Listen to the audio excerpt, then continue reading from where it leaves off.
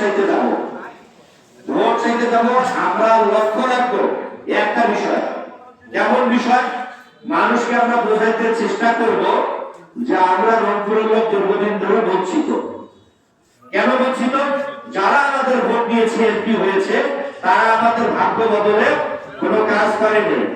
এখন আমরা কিভাবে ভাগ্য বদল করব সেটা বোঝাইতে হবে, শর্টকাট বোঝাইতে হবে। কিভাবে ভাগ্য বদল করব? একটি এলাকায় যখন রাস্তাঘাট উন্নত হয় তখন ওই এলাকার লোকজনের অটোমেটিক উন্নতি লাভ করে। কেন উন্নতি লাভ করে? আমাদের এই সদর অঞ্চলের রাস্তাঘাট যখন যোগাযোগ ব্যবস্থা উন্নত হবে তখন বাইরের লোকজন সবসময় এদিকে যাতায়াত করবে, কলকারখানা তৈরি করবে, তখন আমাদের কর্মসংস্থান সৃষ্টি হবে, তখন মানুষের যাতায়াত সুযোগ সৃষ্টি হবে, তখন এলাকার উন্নতিও হবে। একটা আপনার বাড়ির পাশ দিয়ে পাকা রাস্তা হলে ওই জমির দাম হিট করে দেয় না, পারে না? একটা প্রতিষ্ঠান হলে যে আমাদের কারুকর্ম আছে লাহিড়িঘাটে, দেখেন আমাদের এলাকার অনেক মা বোনেরা কিন্তু কাজ করে না? 4000 ভাগ, 5000 ভাগ, 6000 ভাগ সংসারের উন্নতি হচ্ছে না। এইরকম ফ্যাক্টরি যদি আরো 5টা 7টা 10টা হয় আমাদের সদর উপজেলার উন্নতি হবে না? তাই এই ফ্যাক্টরিগুলো কারা আনবে? আপনি আমি আনতে পারবো? পারবো না। এই এলাকার এমপি যদি স্ট্রং হয়, ধরেন শামু ভাই যদি এই এলাকায় এমপি নির্বাচিত হয়, তার সাথে কিন্তু অনেকের পরিচয় আছে, বড় বড় শিল্পপতিদের আছে, সরকারি লোকজনের আছে। শামু ভাইয়ের মতন লোক যদি বলে যে আমি এই এলাকার এমপি, কারো কোনো সমস্যা হবে না, আপনি এখানে ফ্যাক্টরি দেন, কোনো বেড়া কিছু করবে না, আমি দায়িত্ব নেব। আসবে না? ঢাকা থেকে লোকজন ফ্যাক্টরি দেবে না? ফ্যাক্টরি যদি এইদিকে সদরে 4-5টা হয়, ধরেন নবীনপুরে একটা, এই খলেয়ায় একটা, হরিদেবপুরে একটা, চন্দনপাড়ায় একটা, সপ্তমশুদ্ধিতে একটা, এখানে যদি 40-50 হাজার লোক আমাদের চাকরি করে, এলাকার উন্নতি হবে না ভাই? তাহলে এমন লোককে ভোট দিতে হবে যে এগুলো দায়িত্ব নিয়ে বাইরে থেকে নিয়ে আসতে হবে, কর্মসংস্থান সৃষ্টি করতে পারবে। ঠিক আছে? আর আমাদের দলীয় কার্ড, নারী কার্ড, কৃষক কার্ড, এগুলো তো অনেকে কাগজপত্র দেওয়া হয়েছে, হয়নি? এগুলো বুঝাইতে হবে যে আমাদের দল ক্ষমতায় আসলে আমরা এই সুবিধাগুলো দিব। মেয়েদের জন্য কার্ড দেব, যেটার জন্য কোনো টাকা দিতে হবে না, প্রত্যেক মাসে 2 থেকে 2500 টাকা করে পাবে বা সমমূল্য পণ্য পাবে। কৃষকদের জন্য কৃষক কার্ড। কেন কৃষক কার্ড? এই আবাদ করে পাইতেছে না জমি, সহজ শর্তে ওই কার্ডটা দেখাইলে ব্যাংক থেকে হোক, এনজিও থেকে হোক, অল্প সুদে ঋণ পাবে, যে তুই সস্তুনি এবং টাকা দিস।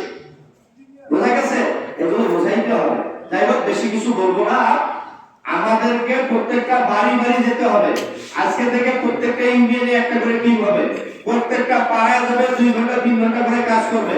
লিফলেট লাগবে, আমার সাথে যোগাযোগ করবে, কি কি সুবিধা অসুবিধা সমস্যা সবাই আমার সাথে যোগাযোগ করবেন। আমি যদি ব্যস্ততার কারণে ফোন ধরতে না পারি, আমার যুগ্ম আহ্বায়করা আছে, তাদেরকে জানাবেন, তারপরে আমাকে হোয়াটসঅ্যাপে মেসেজ দিবেন।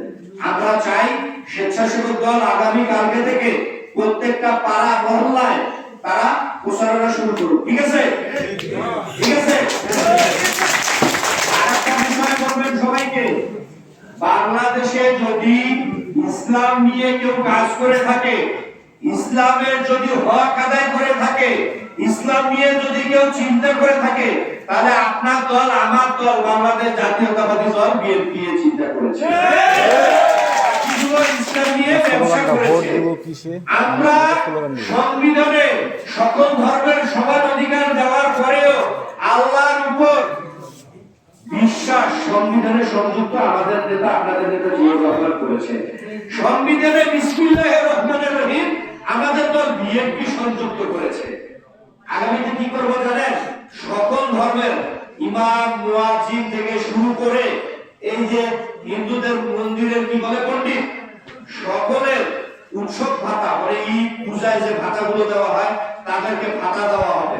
প্রত্যেক মাসে তাদেরকে একটা বেতন সিস্টেম বানিয়ে হবে বাংলাদেশের সকল মুসলিম মাদ্রাসাকে, যেটা আগে হুজুরদের ছিল না।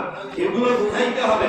ইসলাম নিয়ে, মানুষকে নিয়ে, ধর্ম নিয়ে, দেশ নিয়ে যদি কেউ ভেবে থাকে, আপনার দল, আমার দল বিএনপি ভেবেছে, এটা মানুষকে বোঝাইতে হবে। ঠিক আছে? কোনো বিভেদ নয়, কারোর সাথে দ্বন্দ্ব নয়, ঝগড়া নয়। আমরা আমাদের মতো করে প্রত্যেকটা বাড়িতে যাব, বারবার যাব, বোঝাবো, অনুরোধ করব যে একবারের জন্য আমাদের ভোট দিয়ে দেখে 5 বছরের মধ্যে যদি আমরা রংপুরের ভাগ্য উন্নয়ন করতে না পারি আমাদের কার ভোট দেবেন না।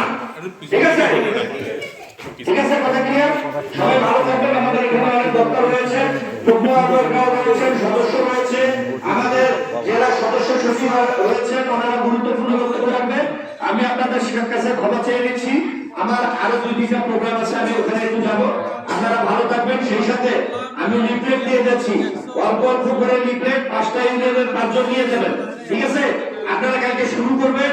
সবাই আমাকে অবগত করবেন কখন শুরু করলেন, ভালোভাবে করলেন কিনা, তারপরে যোগাযোগ করবেন।